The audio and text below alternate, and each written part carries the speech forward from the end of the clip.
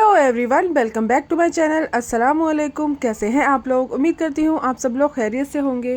तो जी आज हम बनाएंगे आलू और ब्रेड से बहुत ही टेस्टी नाश्ता, जिसे बनाना बहुत ही आसान है, जो कि अंदर से सॉफ्ट और ऊपर से बहुत ही क्रिस्पी होता है। इसे आप बच्चों के लंच में या फिर छोटी मोटी भूख में बनाकर तैयार कर सकते हैं।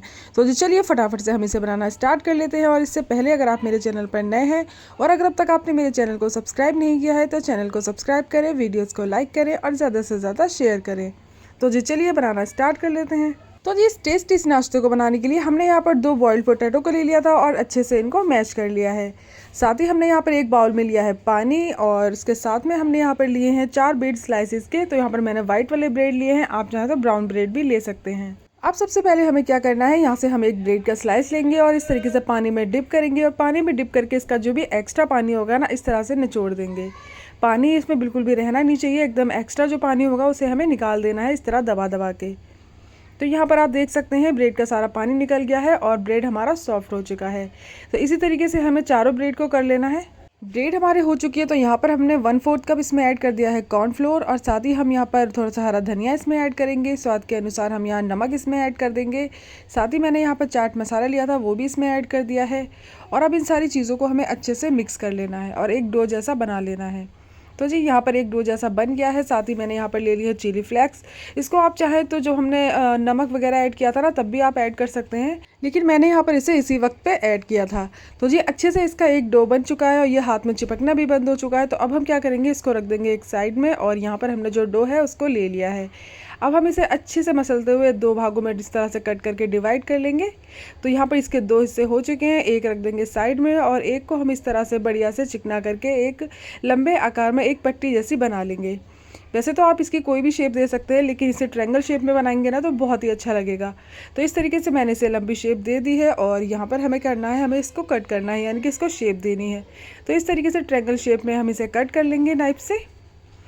तो यहाँ पर आप देख सकते हैं इसे बहुत ही ईजिली हमने इसे कट कर लिया है और यहाँ पर हमारी ट्रायंगल शेप में नाश्ता बन करके तैयार हो चुका है।